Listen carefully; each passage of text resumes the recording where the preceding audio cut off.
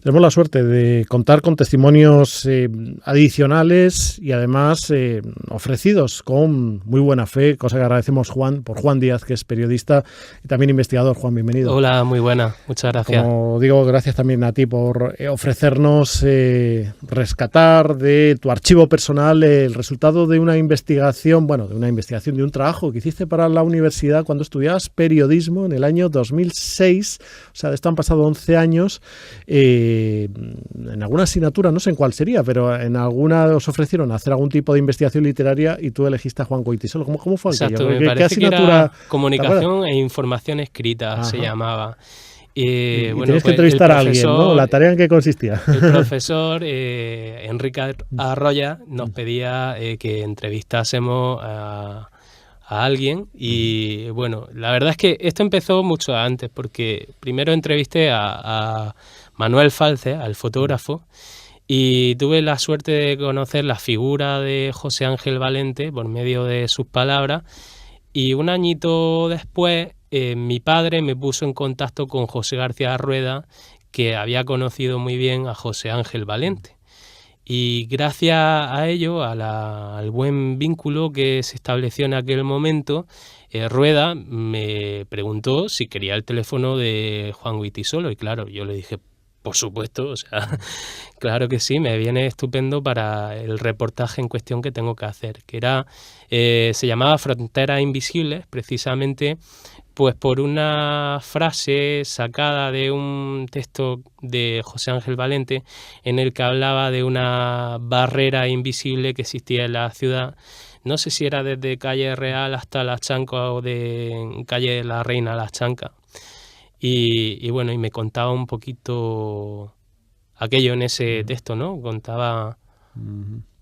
Bueno, pues esa fue la historia, de modo que contactaste con él porque ya vivía en Marrakech.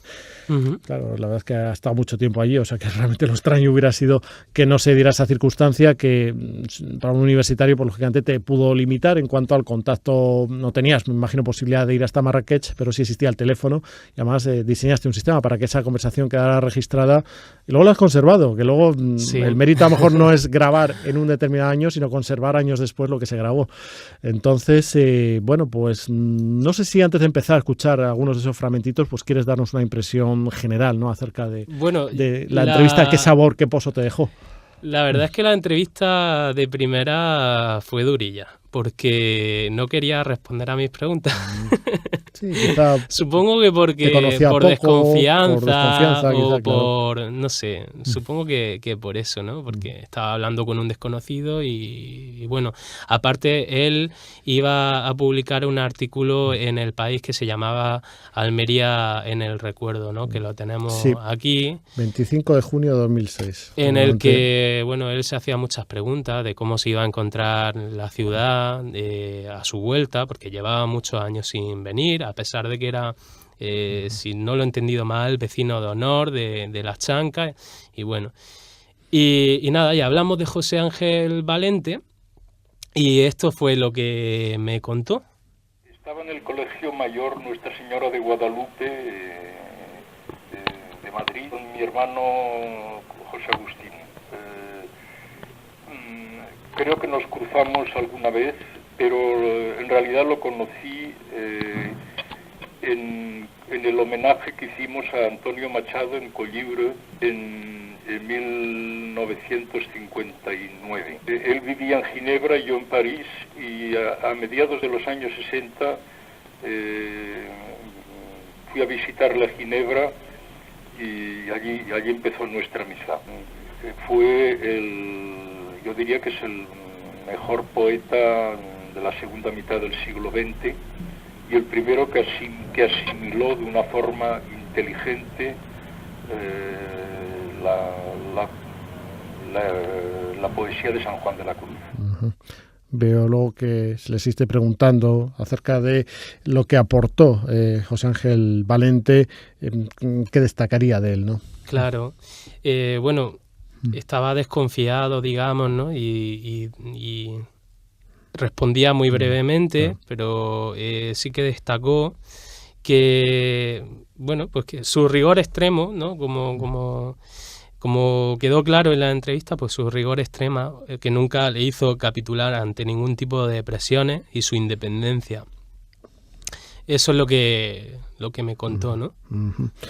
Y bueno, ya después de abrirte camino con José Ángel Valente, también le decías, estoy viendo, ¿no?, que supuso su paso por Almería y conocer a personajes como él o al arquitecto Ramón de Torres, pues entraste ya ahí en La Chanca, lógico, ¿no?, porque, en fin, La Chanca y el libro olvidado, incluso, luego lo titulaste, ¿no? Entonces, sí. Otra vez, muchos años después de que escribieras ese libro, que fue el 62, pues le obligabas a viajar en el tiempo de alguna manera y a hablar de La Chanca. No sé si claro, te parece, escuchamos. Él llegó mucho antes, ¿no? Como pone...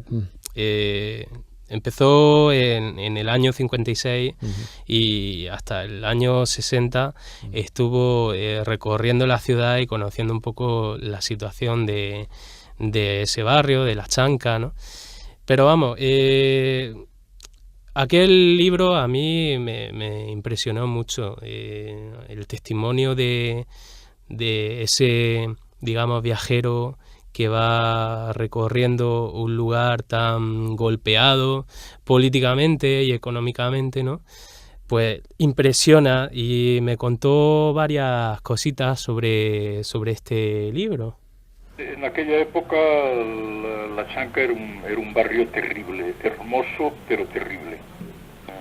A mí me impresionó mucho cuando la visité y bueno, tracé como un hilillo argumental para que no quedara en simple reportaje, fingiendo la búsqueda de alguien que vivía migrado en Francia. Y bueno, salió lo que salió. Obviamente el libro fue prohibido en España y no se publicó hasta después de la muerte de Franco. Bueno, me quedo con esa frase, salió lo que salió, porque hemos hablado con otros invitados, nos decían que era muy crítico porque decía que luego con los años había cambiado su estilo de escribir, su forma de escribir, y que no le daba el valor él mismo personalmente que luego sus críticos, sus seguidores, los estudiosos de la literatura, pues sí le otorgaban al libro que dedicó a La Chanca con este título. Pero él nos decía hace unos minutos que pensaba que era una obra de juventud, y parece que en verdad que lo deja entender aquí un poquito cuando dice, bueno, salió lo que salió. Es una obra además muy cortita, que se lee en 2 tardes, la verdad, y incluso en menos, ¿no? Pero que bueno, que nos conecta con aquella Almería pues tan vapuleada, ¿no? Y merece la pena conocerlo. Aparte, bueno, pues le pregunté qué significó estar por allí, ¿no? Pasar por allí en aquel tiempo. Bueno, he tenido experiencias muy fuertes a lo largo de mi vida. Esta es una de ellas. En aquella época era muy difícil, porque por muy discreto que fuera yo, la llegada de un extranjero provocaba el recelo. No esperaban nada bueno de ningún visitante. Recuerdo que cuando preguntaban por alguien era muy fácil decir, sobre todo los gitanos decían, fulano tal, decía, se ha muerto. Había una parte de recelo y luego pero al mismo tiempo una sensación de fraternidad dentro de la pobreza. La verdad es que el recelo hacia los extraños no era fácil, te decían en concreto a ti, no esperaban nada bueno de ningún visitante, ¿no? Qué cosa más triste. Bueno, hay que decir que esta entrevista está grabada de la siguiente manera. Yo llamé a Marruecos a través de un teléfono Domo que tenía un altavoz y puse el reproductor de MP3 justo al lado, entonces por eso la calidad pues no es del todo buena, ¿no? Pero las palabras pues tienen esa fuerza de este día. Bueno, luego veíamos que le preguntabas por algo que era actualidad en aquel momento, el plan de reforma interior de La Chanca, con lo que iba a ser La Chanca en el futuro bajo su punto de vista. A ver, ¿qué nos decía? Lo he leído y me parece que es un plan muy razonable, hecho por gente que yo estimo profundamente, como el arquitecto Ramón de Torres, como Juan José Ceba, como Pepe el Barbero, etcétera, que son a lo largo estos últimos 30 años son mis verdaderos amigos en Almería. Pues era el deseo que proyectaba en aquel momento, en 2006. Lo que ocurre es que luego la transformación del barrio, bueno, imagino pues que ha sido otros ritmos distintos, ¿no? No se ha hecho quizá de una manera que se pensaba justo con la rapidez de ese momento, porque los peris ya se sabe. Bueno, y veo que la conversación pues ibais hablando, ¿no?, sobre más asuntos. Sí, hablamos sobre el racismo, pero bueno, está claro que como él decía, pues siempre ha habido buena relación entre los magrebíes y los payos en este barrio, ¿no?, que era algo muy significativo del lugar, algo que no ocurre en otros sitios, ¿no?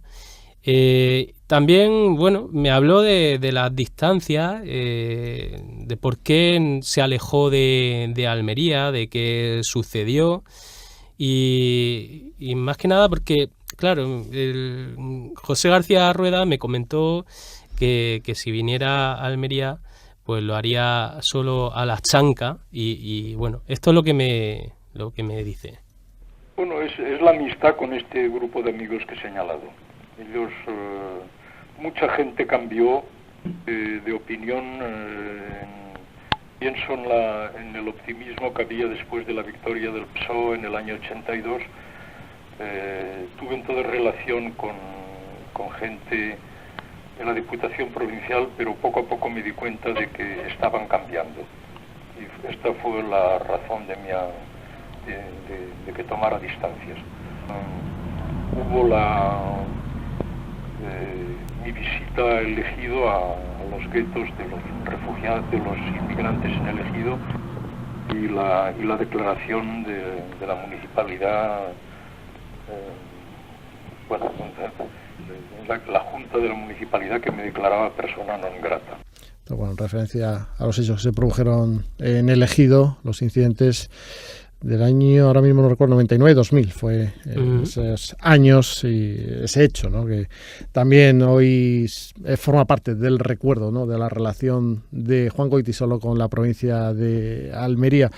A veces es que luego le preguntabas acerca de la frontera invisible entre el barrio La Chanca y el resto de la ciudad, de la que también hablaba el poeta José Ángel Valente. Exacto, por eso titulé aquel reportaje como Frontera Invisible. Vamos a escucharle. Sí, esta frontera existe. Esta frontera existe y bueno, por otra parte el barrio tiene tal singularidad que está muy bien que tenga fronteras en este aspecto, es decir, que mantenga su singularidad y que no se convierta en una serie de bloques de cemento sin alma como suele ocurrir en esta época. Bueno, Juan, pues después de oír todos estos cortes que forman parte de un trabajo universitario, te pondría una buena nota, por lo menos, ¿no? El trabajo. Espero que sí, por lo menos. Pues vamos, yo no soy profesor, pero espero que te pusieran buena nota. Bueno, parecía muy quería, muy sólido, ¿no?, pues por mi parte, rendirle este pequeño homenaje. Yo no soy muy conocedor de su obra, no tanto como, por ejemplo, Juan José Ceba o José García Rueda, sus verdaderos amigos, pero bueno, para mí significó mucho, supuso un antes y un después, porque conocí más que nunca mi ciudad, Almería, gracias a sus palabras y a las de las personas con las que hablé aquellos días. Y bueno, por eso he vuelto por aquí, por Canal Sur. Hoy nos quedamos con ese artículo del 25 de junio de 2006 en El País. Una de las frases decía: ¿cómo la encontraré? Refiriéndose a Almería, si cedo a ella y vuelvo a las andadas, porque antes decía que tenía una difusa inquietud acerca de Almería, más rica y adelantada que hace 14 años, sin duda.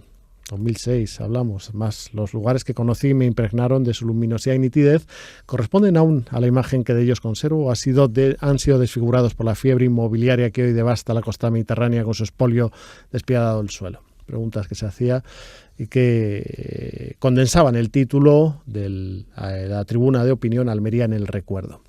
Juan, muchísimas gracias por permitirnos acceder a tu archivo privado de sonidos. A vosotros, muchas gracias.